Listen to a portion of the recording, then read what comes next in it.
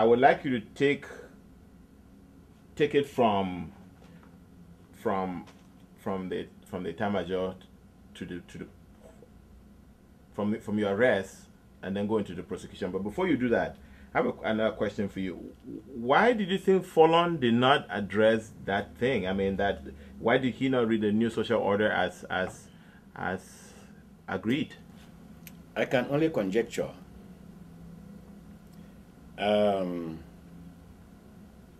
Some will say, "Oh, it's cowardice." It's maybe partly that, but the problem is that by that time, Fallon had all types of problems on him. Fallon started when Ahijo was gone. Fallon was the sole non-Bororo who was piping the virtues of Ahijo. Spent his time writing in the press about how good Ahijo was. Just at the time when the people were demonizing, Bia's regime was now to demonize Ahijo. So before he realized, you see, the special situation he had in the times of Ahijo, where he had a whole newspaper, I've forgotten what it is, a newspaper, the Abia. He was writing there. He hardly wrote anything against the government. He hardly brought out the issues which were facing the place. And so there was some type of understanding. You, intellectual, engage these intellectuals in this type of social matters and leave us to do the politics. Now, Ahijo had left, and Fallon now was now trying to go into politics at a time when nobody wanted to hear the word Ahijo. So, all of a sudden, they said Fallon that he was to be retired. He and Basimanga, they made sure they named Basimanga along with him. They were to be retired from university. I think they gave them that 3 months notice for retirement. It wasn't up to a month, they changed it and said his retirement has taken immediate effect. Fallon was no longer receiving a salary.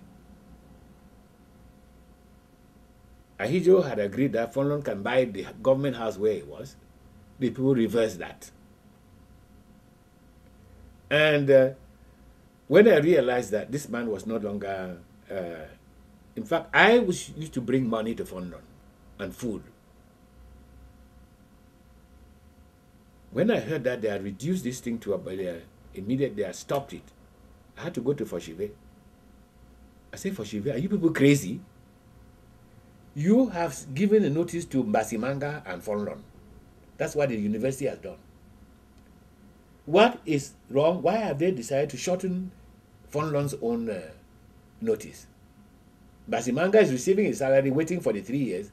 You people have cut down Fallon's. So it was 3 years, not 3 months. 3 years. Okay. You cut down Fallon's own. Why? I'm going to create trouble here if you don't change this.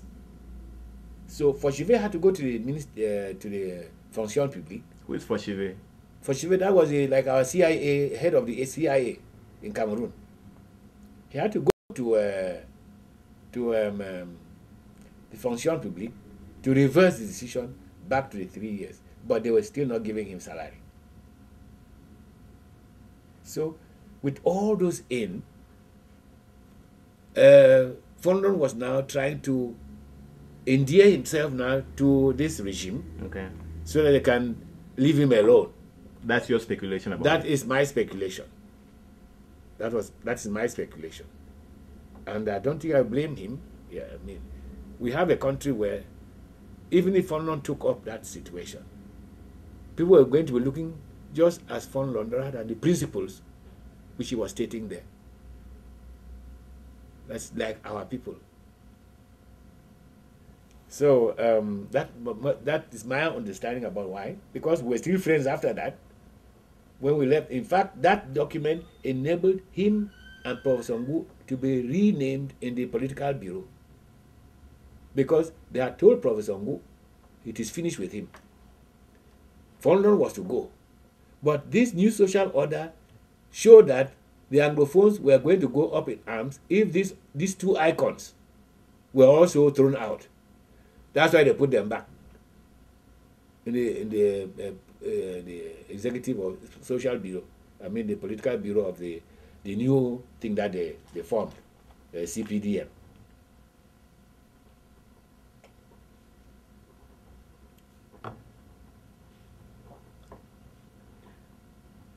Okay, let's continue with let's continue from when you were arrested. All right. I was arrested, and they put me in a place where they say it was the Quartier Central. It was a police cell. It was a small cubicle, I think about 8 feet long, with about 4 feet wide. It was a bare floor, cement, wet, dirty even. That was where I was to lie down.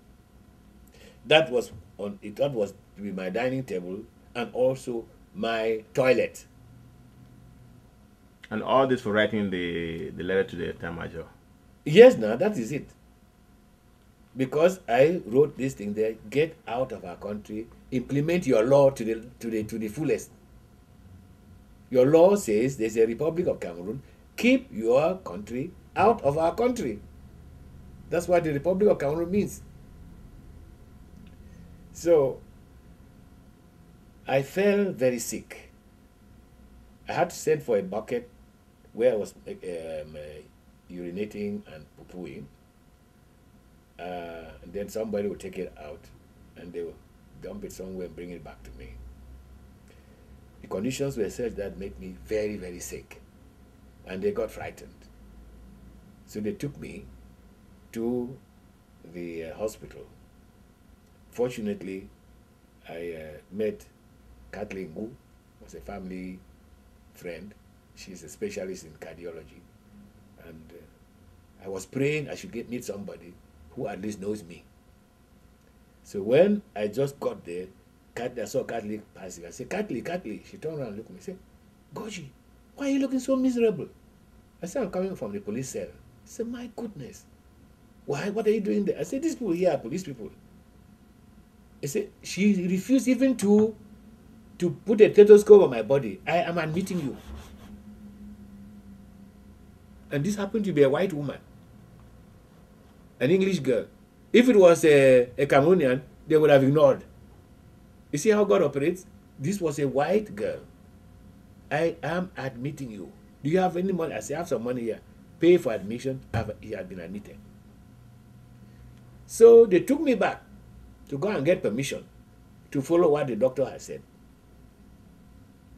Eventually, they brought me back there. But I had one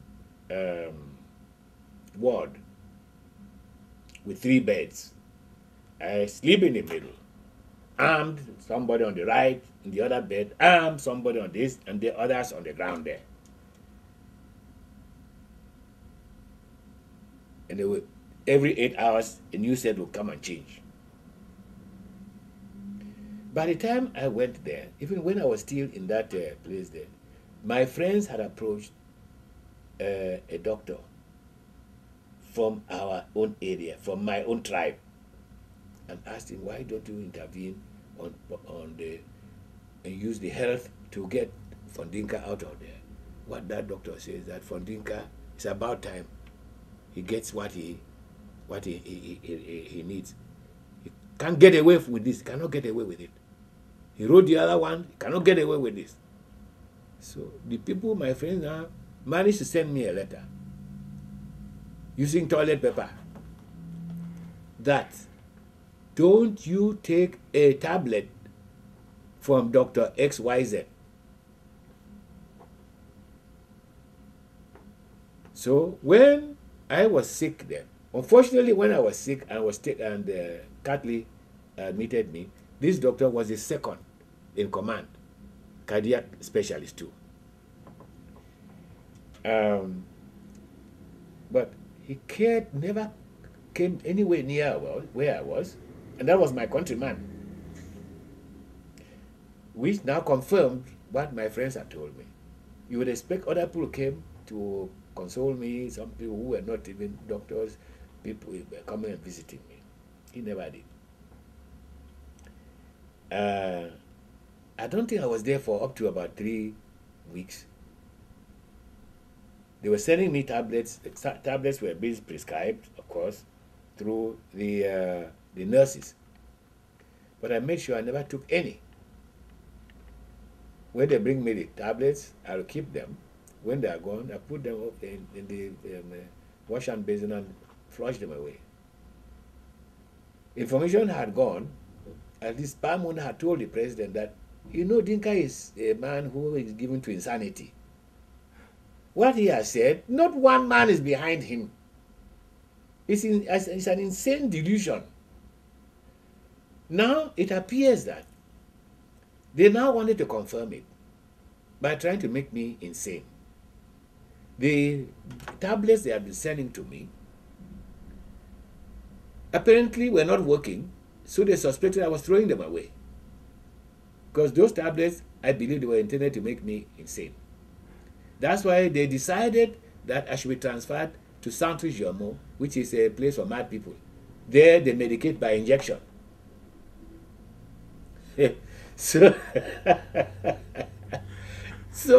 But the doctor who admitted me was Kathleen Ngu. So Kathleen Ngu called me to a closed circuit television, was monitoring my heart, and then telling me that she is under pressure to transfer me from there to Centre Germain. I said, Kathleen, you need a doctor to check your head. Why are you transferring me to a mad people's place? He said, no, it's because there's where I don't want to send you back to the cell. There's where you can be there for as long as you want. They said, here, I'm occupying too much space. So I said, do you have any friends in that Centre Germain? She said, no. I said, but who is the one arranging this thing?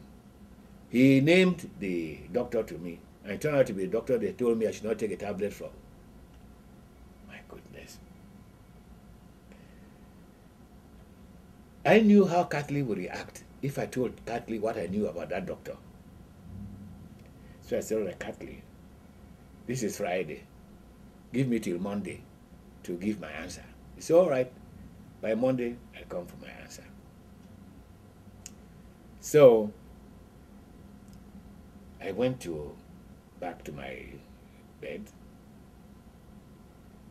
and that Friday night, it was Saturday. For the first time, that doctor, Kathleen was not on duty, that doctor passed by and just looked at me. I greeted him in country talk, he just nodded his head and passed.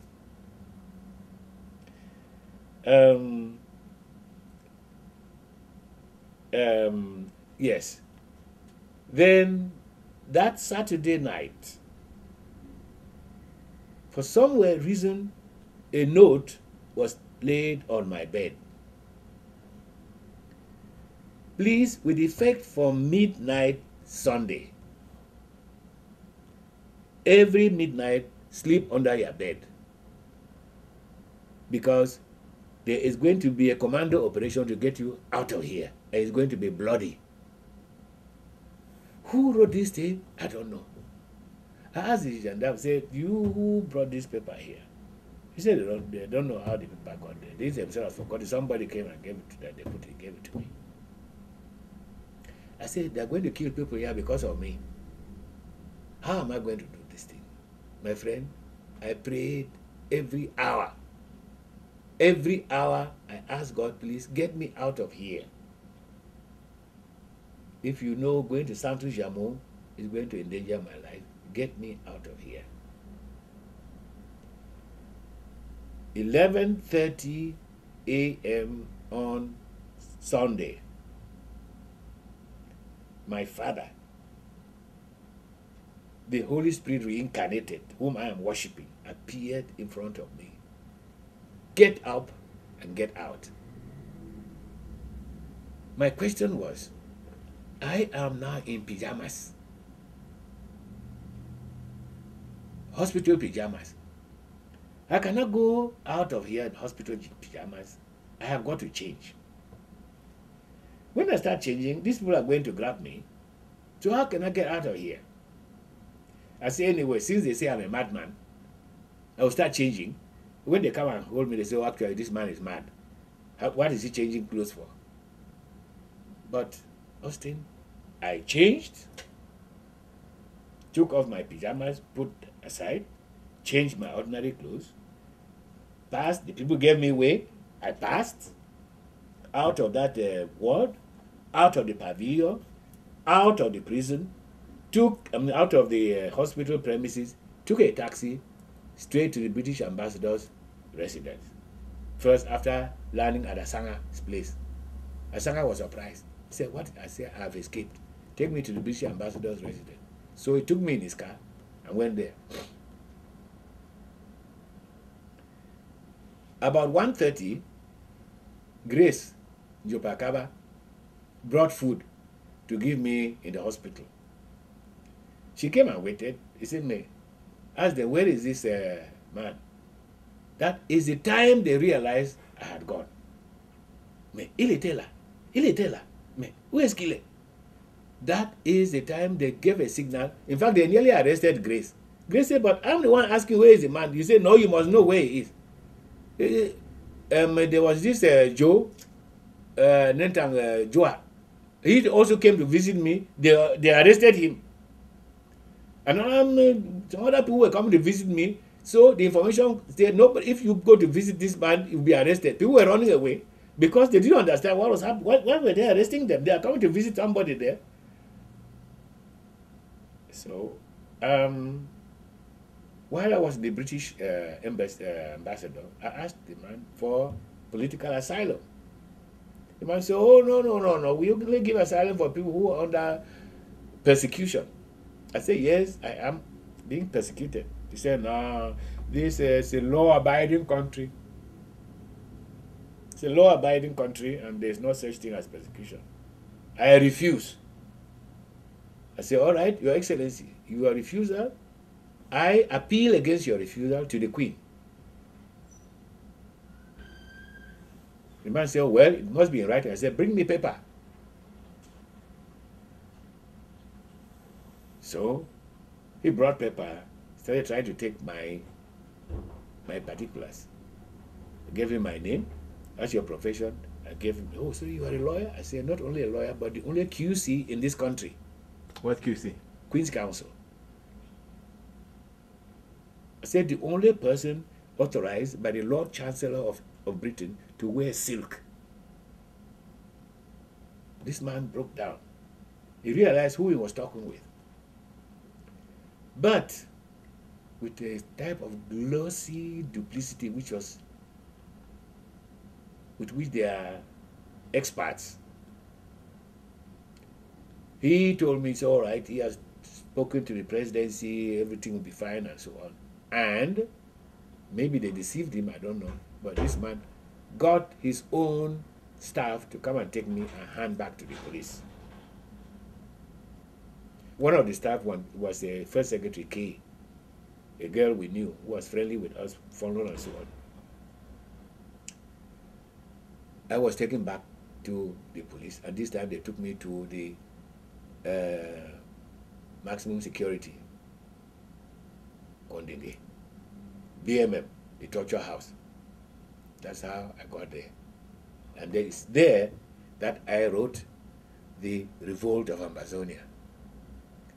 How I wrote it was, I told Biaka, who was the commissioner for that BMM, I said, Biaka, this thing that they put me here, I would like to apologize to the head of state for this, the things I wrote. So get me, I would like to put everything in writing and apologize to him. So he went to the presidency and told them that Dinka will demand pardon.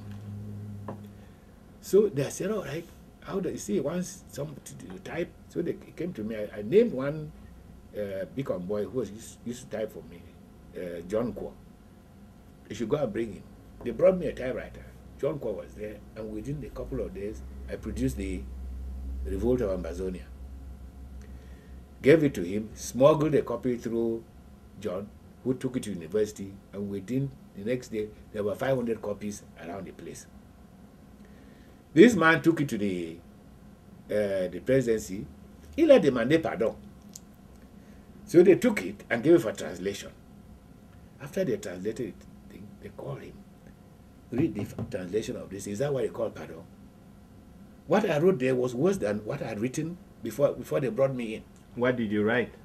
I was showing how this is a totally different, we are a different country from them. I analyze that. Like the situation in Switzerland, there's a confederacy there. Because there's Italian, Switzerland, there is a German, there's French. You don't merge these people together. The French, the Swiss federal government, the presidency is by rotation, 6 months. So everybody has his autonomy. That's why we should be. I brought out everything. I said this, whether they like it or not, there is a revolt in place and it's going to end up with our success. So Biaka came back. He said, called me to the office. He said, Maître, tu m'as trompé. N'est-ce pas, tu dis que tu veux demander pardon? I said, demander pardon pourquoi? Est-ce que j'ai couché la femme d'Aïdjo? Amené de Bia? Osé tuer sa mère? Il dit, mais c'est pas possible. Mais, tu m'as trompé? He was so angry. Okay, say it in English now. I said, you see, so what did he say? When he said, you have deceived me. Okay. I said, deceived you? He said, you told me you were going to write an apology. What you have written here is harsher than what you came in with. I said, yes, why should I make an apology to Paul Biya? For what? Have I slept his wife or killed his mother? Why should I make him an apology? Oh God, this man could not believe it. Mais les Anglo là, moi je comprends, I cannot understand this Anglo. So he asked them to take me back to the cell. So that's how the third one came out, the revolt of Ambazonia.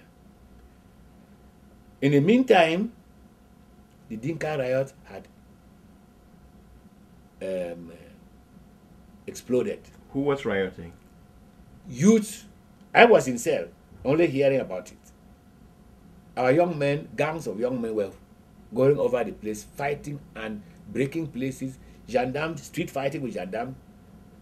Release from Dinka, release the people's lawyer, release from Dinka. They were shouting around it. It went on for weeks.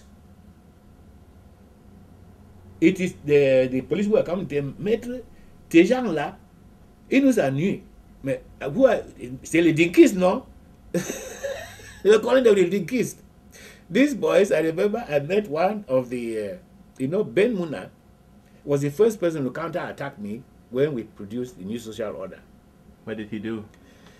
He collected the names of what he called the Northwestern elite in Yaoundé. They signed their names to denounce me as a lunatic and that I was trying to upset the quiet union and peace that was in the country. I expected at least that this is a lawyer, he understands interpretation of documents. Now, he in fact was outmatched by Fred Ngomba Eko, who was our first indigenous attorney general in Buea. Ngomba Eko organized what he called Southwest elite in Yaoundé, and they went out in the streets. He himself led the march in the street of Yaoundé there, women in Kabangondo and men in Sanja, denouncing Dinka. I said, my goodness, these are lawyers. Anywhere in the world, this is the best type of thing you can have as the quality of lawyers. These fellows have become so political that they can't even use law to interpret law. My goodness, I say now, this is a case where gold has rusted. And if gold rust, what shall iron do? Then, to top it all, Honorable Solomon Tande Muna took the June session of opening session of Cameroon Parliament as his forum to call for the most severe punishment to be meted on this madman. June of what year? 1985. Call for the severest punishment for my, what he called, my treasonable conduct. And the severest punishment for treason is sentence by to death by firing squad.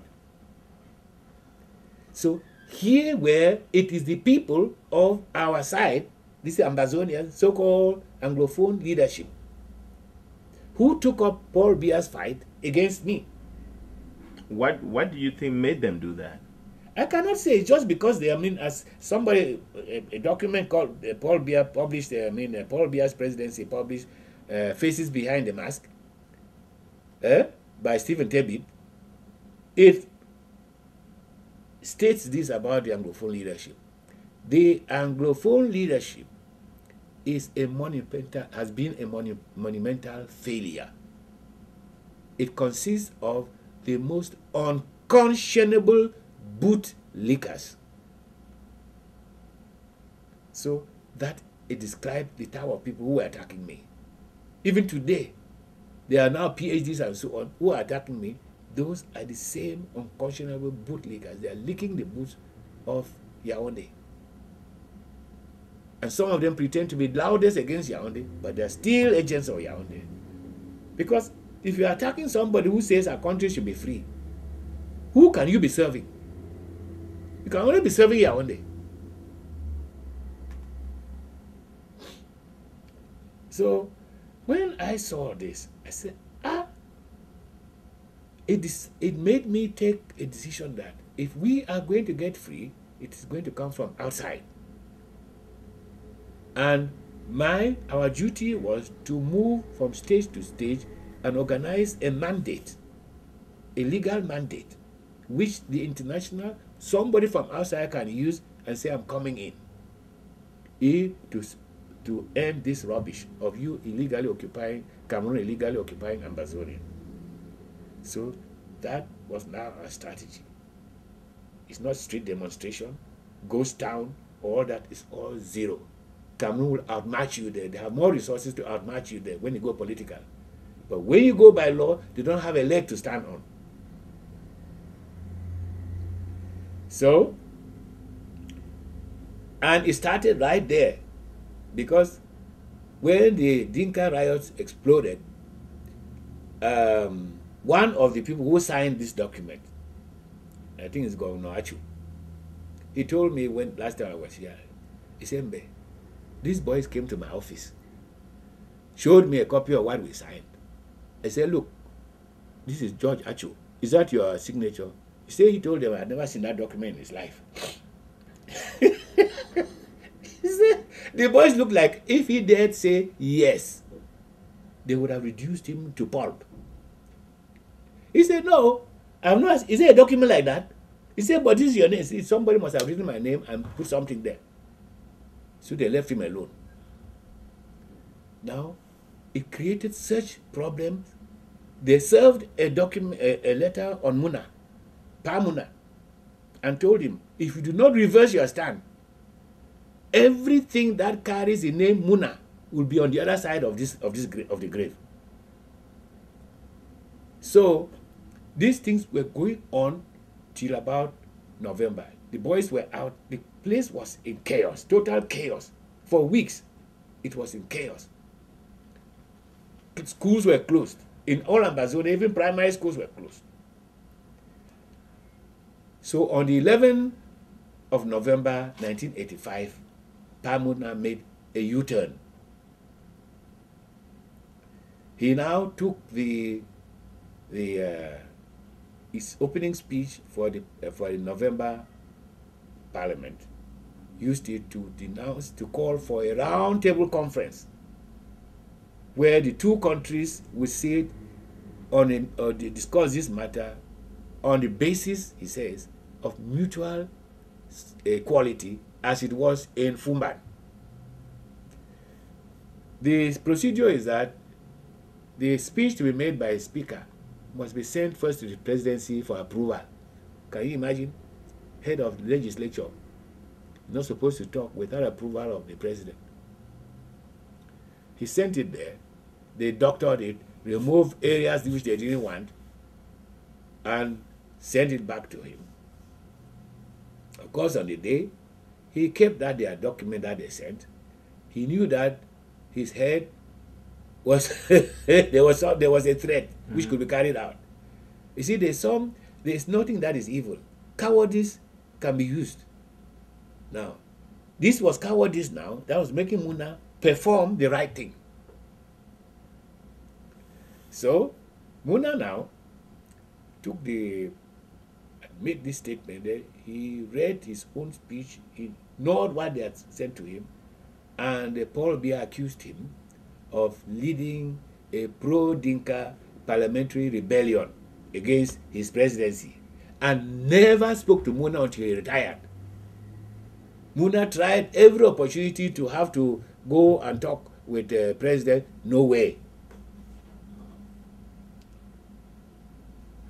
So he didn't even have an opportunity to explain himself or apologize or anything. Maybe he wanted to. Usually, that was double face that they do. He wanted to go and say, look at the thing that they gave to me. That's why I had to do this, not had to do that type of thing. That may be what he tried. But Paul Biya refused to receive him until he retired. Meanwhile, Paul Biya decided that I must be taken to the military tribunal and charged for high treason. That's where they had their first shock. Here they had accused Parliament, Pamuna, of having led a pro-Dinka revolt against him. When we went to the military tribunal, they read the charges. Guilty or not guilty, I said not guilty. Did you represent yourself or you had a lawyer? No, I presented myself.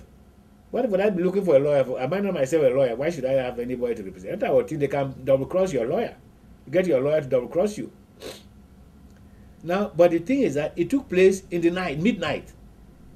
Because students had heard I was going to a military tribunal and they were prepared to come and disrupt it. So they made sure everybody had gone to bed. At 11:30 in the night, they came and took me, and it was no longer to a military tribunal, some other place. And they say, here is military tribunal. When they asked me to plead, I pleaded not guilty. They asked the prosecution to state his case. The man got over and talked. This man is a subversive element. He's calling for the army to seize power. He's doing so and so. When he finished, I said, before I answer any question, all that you are accusing me is what I've written. Have I done anything else outside what I've written? They say, no. What I have written is to ask Paul Biya to implement the law he has enacted to the letter. If there is a text which says that whoever tells the president of Cameroon to implement Cameroon law has committed an offense, let me see that text. The president of the military tribunal asked the government man, say, yes, do you have a text like that? The man started talking, he said, oh, it's a subversion. He said, look, don't tell us about subversion. Here is the first president of the Cameroon bar, the bâtonnier, the premier bâtonnier de chez nous. He has analyzed things according to his legal understanding. And he has asked us, is there a text which entitles us to prosecute him here that he has told the president to clear out of Amazonia and limit the authority of La République de Cameroon to the territorial boundary of La République de Cameroon? Is there a text like that? The man said there's no text. So the man told him, je suis pour relax. Ask the other one, what are you for? The man said relax. This one said relax. It means they acquitted and discharged me. So they took me away. And they paid a taxi. Biaka paid a taxi. I got to the place there. People were saying, Dinka est libéré, Dinka est libéré. I say, what? Military tribunal? You go to military tribunal and get free for high treason. So I myself thought that the presidency must have been party to this, to letting me off. It was not until the following day when I was rearrested And they said the president has appealed against the decision. Why do you think, why do you think that that military tribunal was so independent? I cannot say. I don't know. I don't think it's a matter of independence. If you say you are coming to interpret law, so the man says, what is the offense? You are charging me for an offense that does not exist.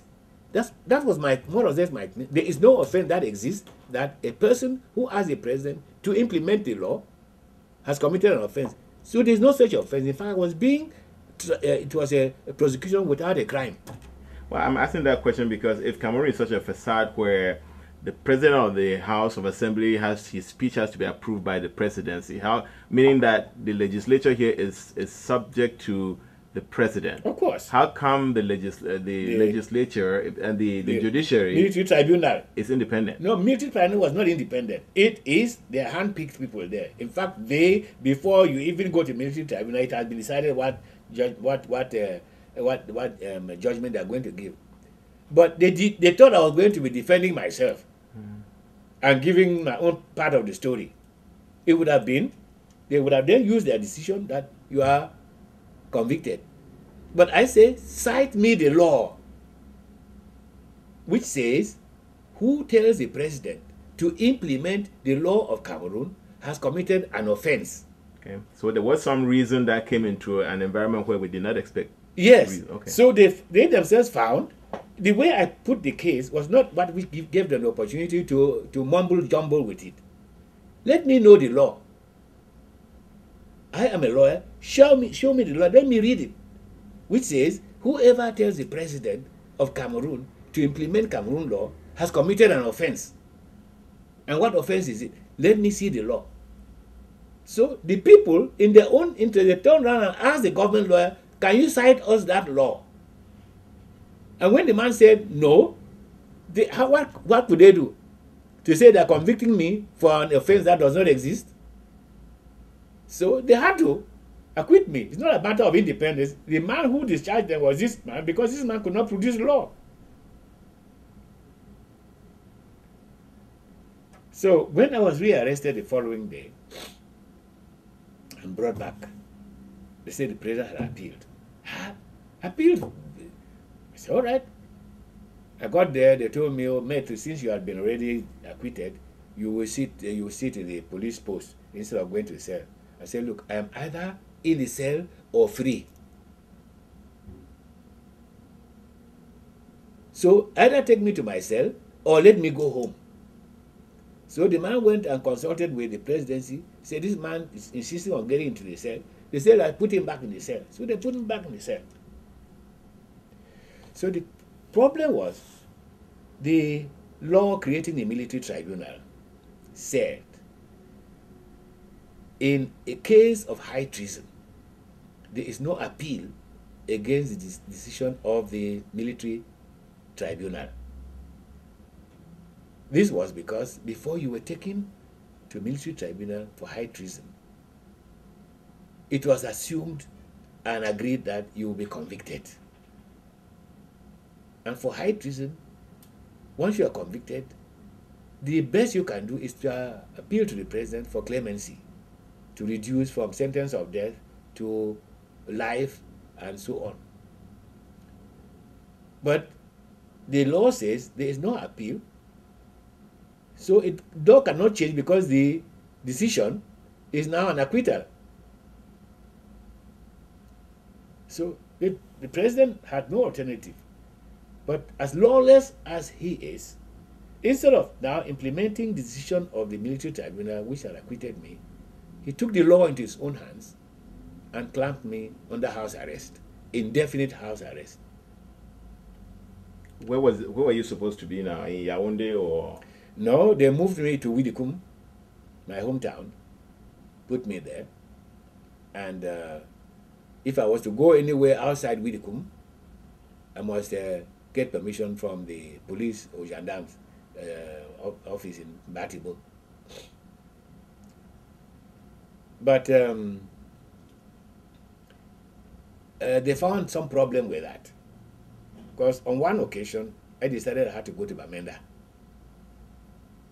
for a case which involved, I had a case with the SCB. I was claiming some money they were owing me. So I met these people, there was a barrier. The man said, mate, you know that you cannot travel without permission from us. I said, from you who? He said, well, there is something in our place that you are under residence over here, house arrest. I said, all right. So I have broken your house arrest. What do you do with that? Are you not supposed to take me to jail? He said, no, you're not supposed to travel. I said, look, I'm giving you 2 minutes. You either open this gate and let me pass, or I will consider myself arrested and drive to your gendarme post. The man discussed with his friend, said, look, let us open the gate and say we never saw him. So they opened the gate and we drove. I drove with my wife and went to Bamenda. In fact, very unfortunately, the commandant of the area I met in Bamenda, I went and met him. He said, how? I said, what is it? He said, how do you happen to be here? I said, oh, am I not supposed to be here? He said, no. It's all right. When are you going back? I would like to go back with you. I said, I will let you know when I'm going back. Of course, I never told him. He wanted to take me back and say that he has grabbed me. Yes, and then steal the show that he has been much more diligent than the others. So, of course, I drove back by myself. Met the people there. They opened the gate quickly for me to pass back. So, everything is sorted out. The man has not gone. He has not even passed here. It's interesting. You see, in these things, my dear brother, the only time you become free is when you accept death. When you accept death, you become free. Death, fear changes sides. It abandons you and becomes the unfailing ally of your enemy. So I could say whatever I choose because I was no longer afraid of death. Death was gone. I was now like a person, we the company will say that the monkey has said that once I have found myself in the bag of the hunter, I am no longer interested whether they are going to roast me or they are going to put me in banda or whether they are going to stew. It's still the same death. So what they say, so where I am now, I'm a dead man, so it doesn't matter to me what people want to do with me.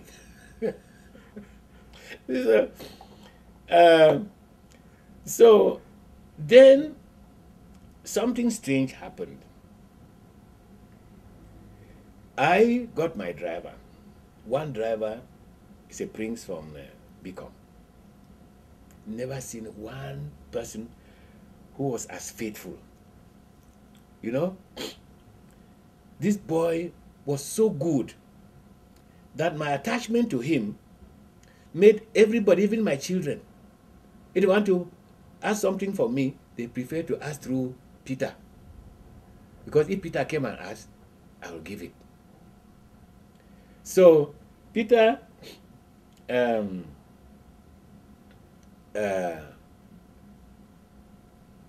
I was now told that I asked Peter and one boy, member of our church, please, Peter, go right through to Calabar and ask my leader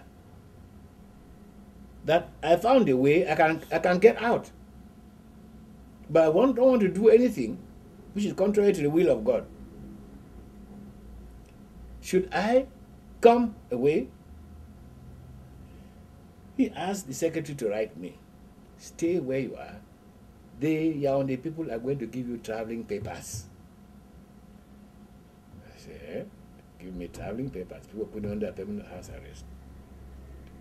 So one day, I got a letter from Bamenda. I should come up to Bamenda. So I went there, and I should bring my former passport, my identity card, and so on. When I got there, I said, but all those things were seized. I don't have any such thing. He said, we have instruction from Yaoundé to give you traveling papers and your wife. I said, all right. So I gave them my passport, my wife's passport, and they prepared me travel documents. My passport and everything. Gave it to me. So I was free now to move. But I hadn't money to move. I was trying to get my money from SCB. Then Justice Anyangwe died. And that was a family friend. I decided to go to Oshe. So I drove to Oshe, and there was a big crowd. Anybody who was anything in the Northwest was there. Even friends from Nigeria came where he went to university. Now, government had been giving propaganda that Dinka was either blind. There was rumors around the place that I was blind, I was in something, I'd gone insane, and so on. So when this Carlson Anyangwe, who is a professor of law now in Zambia, announced that this thing is affecting my eyes, but not bad. Announced that Fondinka was going to make a little speech, and then they go and bury. They were making speeches. People were making speeches. So I made a 2-minute speech, less than 2 minutes, purely spiritual speech about death and the transfer of the spirit into somewhere else to other human beings. That was my, and then question I was querying them was, they say, everybody came out and said, this is untimely death. I said, when did God tell you this man was supposed to die? God has planned when a man is going to die, and you come here and say untimely. Timely how? Which one is timely? When I finished, I didn't know this had revealed that a hero was around whom they had told them that was dead. So it was time now to go for a reception. Now, I moved from there. I wasn't going for the reception, but the crowd, instead of going for reception, they were coming to where I was. The ministers and governors were totally disenchanted by this. And information went to Yaoundé. This man is out, and the masses are following him. It's just like what happened in the Bible, where they say the people are following Christ. So Yaoundé instructed that I should be arrested and brought back there. To Yaoundé? Yaoundé had to be taken away from out of circulation. First, they queried Asine. How did you, who gave this man a passport? Asine had to come and ask me, say, how did you apply for a passport? I said, no. He said, but I received instructions from these people in writing. So he copied the thing and sent to them, said, this is, you people wrote me, say I should give this man passport. They themselves are confounded and young. When did we write this thing? These are some of the mysteries around my life. God got them, either I fooled them to write, or God produced that document and sent in their name, and it was working. He gave me the passport. So they say, arrest him and send him to Yaoundé, withdraw the passport. So no, he had asked me to give me the passport. I said, I'm not giving you the passport. So Yaoundé said I should be arrested. So I can now quote his name because he's dead. Asile came to my house in the night. He said, Ambe, I have instructions to arrest you.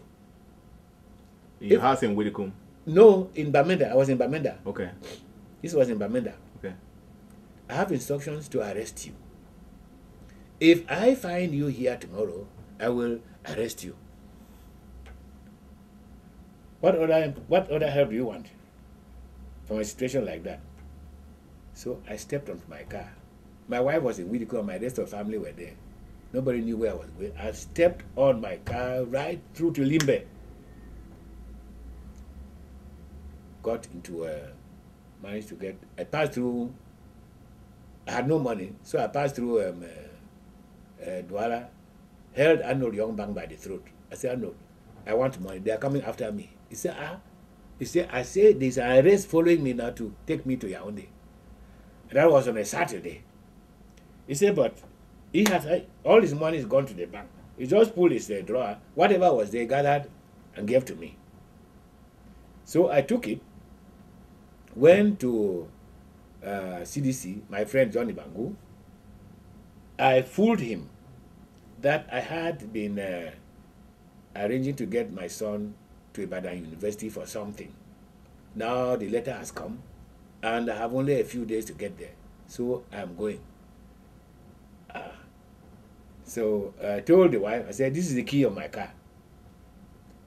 Unless my mother from the grave comes, nobody else touches this key, right? I said, yes. She was telling me, Papa, you know what chops me? I said, no. He said, all right, can I package you some food? I said, no, I'm late. Because I didn't know whether instructions had already been sent to look after me. I took a taxi from there to the fishing port. Took cover somewhere till about 7 in the evening. I was there. I'd taken a nephew of mine, plus one brotherhood a member. We went together. I hired a speedboat through the night and got to Calabar by 12 midnight. There was no light in that speedboat, but they were getting light from the rigs, the offshore rigs. So that's how we crossed over the Ambas Bay to Nigeria, and that's how I became free to be able to talk to you here. Escaped into exile. So that enabled me to sit down and plan how to proceed with this thing. If I had not come out of there would have been no way of proceeding. But to say that I really did anything, I can only say I was being used by God, because in 1990,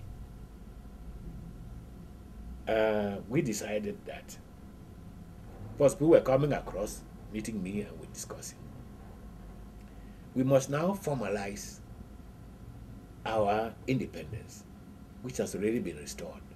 There must be a formal document. There must be a proclamation formalizing it, and we file it at the United Nations. So this was done on the 10th of October 1990, and I flew to United Nations, got deposited there on the 27th of October 1990. And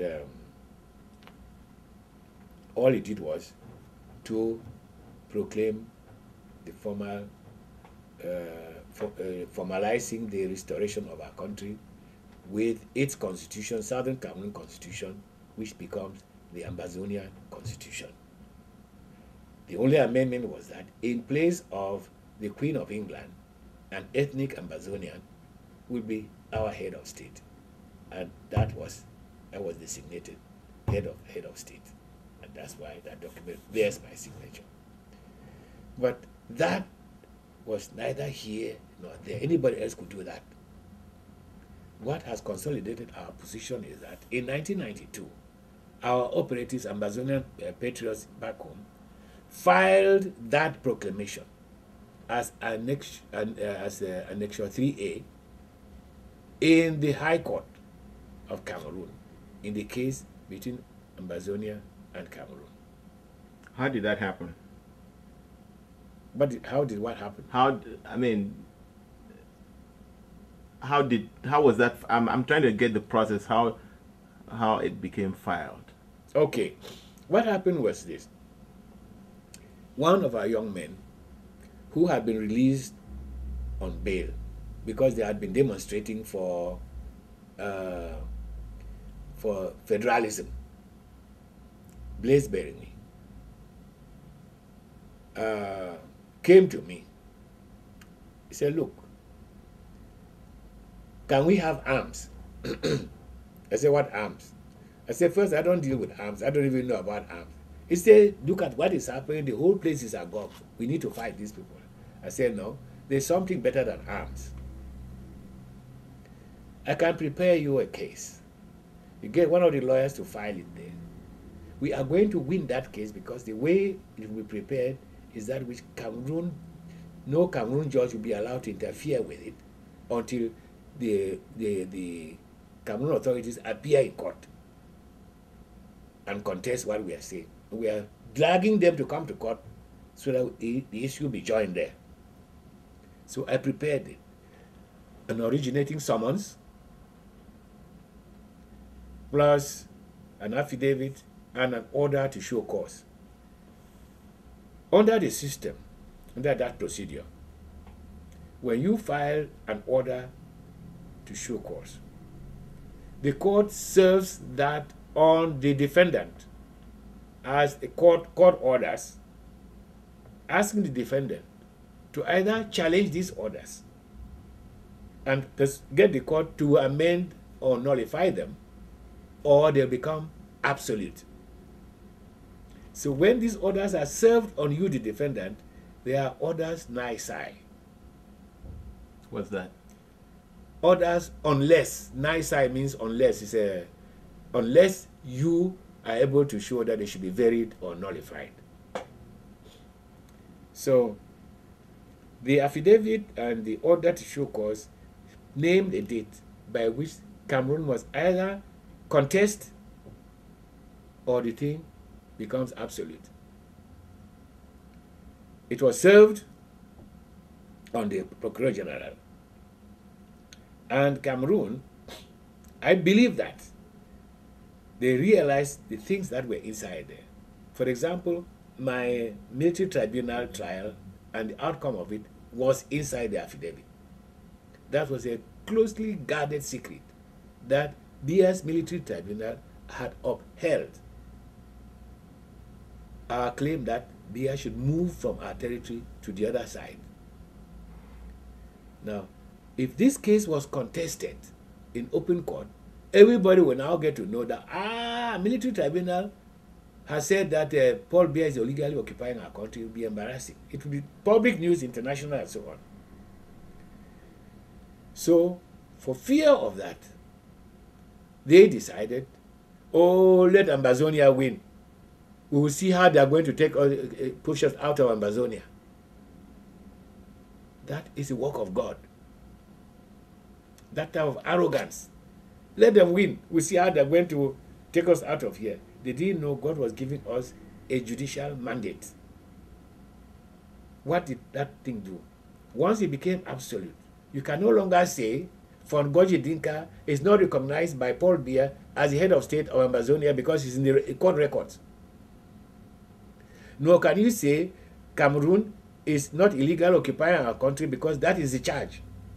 That Cameroon is illegal occupying our country, and that illegal occupation constitutes an act of continuing aggression, which Article 51 of the United Nations entitled any country to come and push them out. So we were now building legal mandates where, for the liberation of our country, I came to the conclusion it cannot come from within.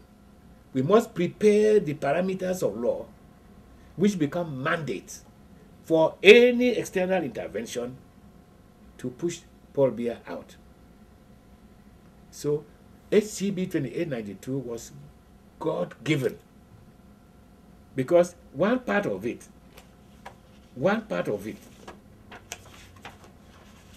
which is very devastating, not only one, two of them. Two of the declarations are there. Let me read that to you. 5 is on. It was published in Messager. The whole case was published in a Douala-based newspaper called Messager. What date? It is February 10, 1993.